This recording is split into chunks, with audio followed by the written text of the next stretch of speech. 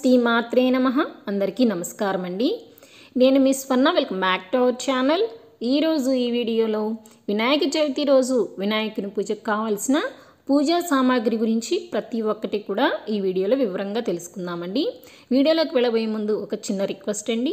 మన ఛానల్ని ఎవరైనా ఫస్ట్ టైం చూసినట్లయితే తప్పకుండా సబ్స్క్రైబ్ చేసుకోండి. పక్కనే ఉన్న బెల్ ఐకాన్ని కూడా క్లిక్ చేసుకున్నారంటే నేను ఎప్పుడు ఏ వీడియో అప్లోడ్ చేసినా కూడా మీకు నోటిఫికేషన్ వస్తుందండి.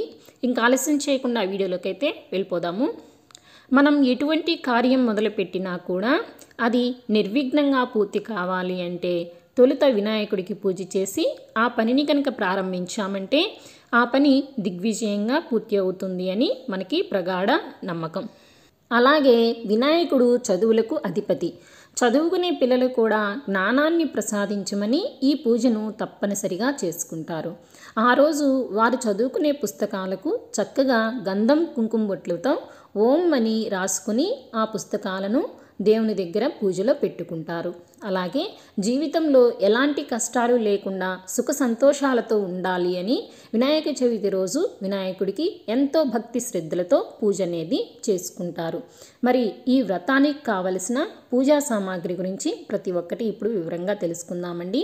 ఈ పూజా సామాగ్రిని 2 రోజుల ముందుగానే సిద్ధం చేసుకుంటే ఆ రోజు పూజకు ఎటువంటి హడావిడి లేకుండా ప్రశాంతంగా పూజ అనేది పూర్తి చేసుకోవచ్చండి.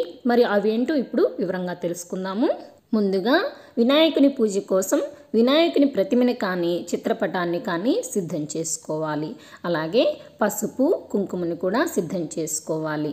వినాయక చవితి రోజు మట్టి వినాయకుడితో పాటు పసుపుతో చేసిన వినాయకుడిని కూడా తప్పనిసరిగా పూజించాలి.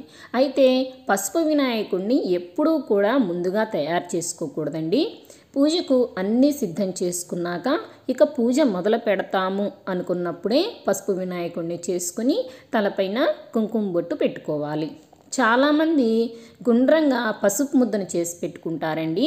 పూజ ప్రారంభించేటప్పుడు దాన్ని వినాయకుడిగా తయారు చేసుకుని తమలపాకులో ఉంచి కుంకుమ బొట్లు పెట్టుకుని పూజ అనేది ప్రారంభిస్తారు. అలాగే పసుపు అక్షంతల్ని కూడా సిద్ధం చేసుకుని పెట్టుకోవాలి.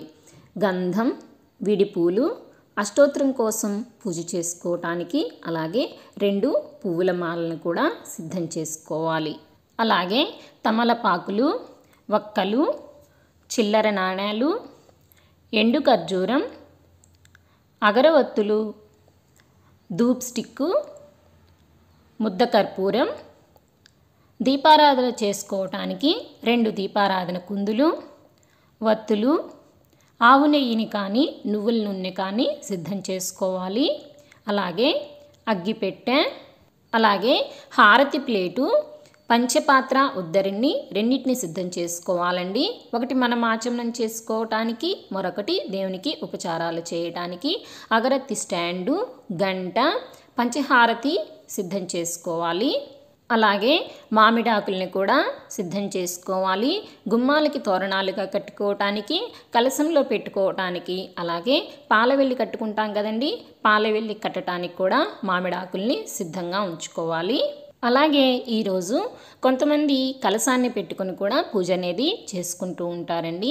దానికోసం కలశం ఏర్పాటు చేసుకోవటానికి వెండిది కానీ రాగిది కానీ ఇత్తడిది కానీ కలశపు చెంబు తీసుకోవాలి.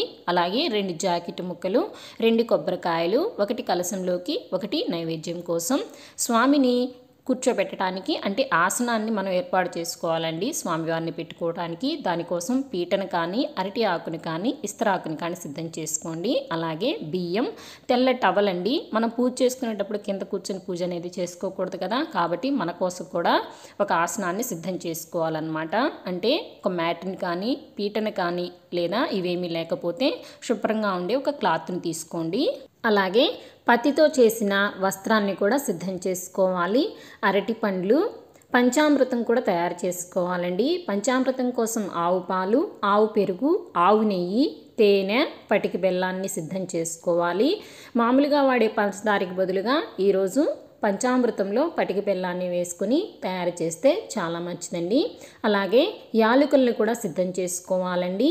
21 యాలకులతో వినాయకుడికి ఈ రోజున తప్పనిసరిగా మాల వేస్తే చాలా మంచిదండి. చాలామంది తల్లిదండ్రులు మా పిల్లలు సరిగ్గా చదవట్లేకపోతున్నారు అని చాలామంది బాధపడుతూ ఉంటారు కదా.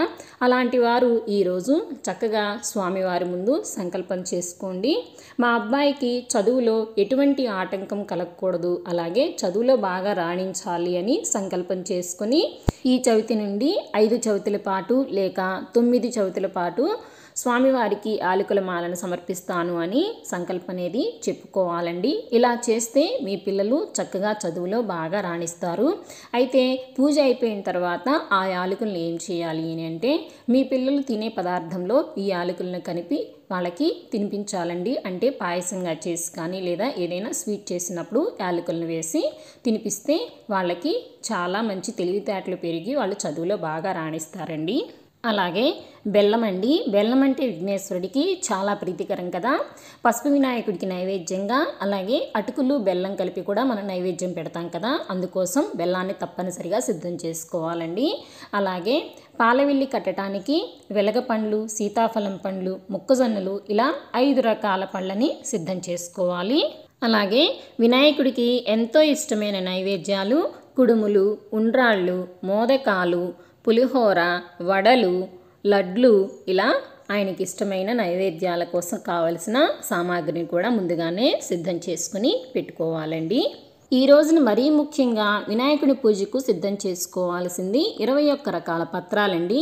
ఈ రోజున వినాయకుడిని 21 రకాల పత్రాలతో కనుక పూజ చేస్తే మంచి ఫలితం అనేది కలుగుతుందండి.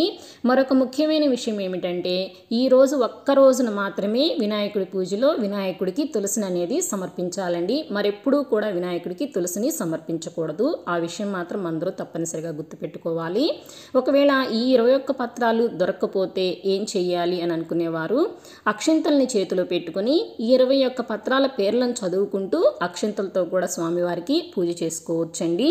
ఇవండి ఈరోజు ఈ వీడియోలో వినాయక చవితి రోజు వినాయకుడి పూజకి కావలసిన పూజా సామాగ్రి గురించి ప్రతి ఒక్కటి వివరంగా తెలుసుకున్నాం కదండి.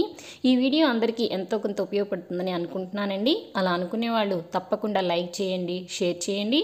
మరిన్ని కొత్త వీడియోస్ కోసం మన ఛానల్ని సబ్స్క్రైబ్ చేసుకోండి. మరొక కొత్త వీడియోతో మళ్ళీ మిమ్మల్ని కలుసుకుంటానండి. అంతవరకు సెలవు, నమస్కారం. Thank you for watching my videos.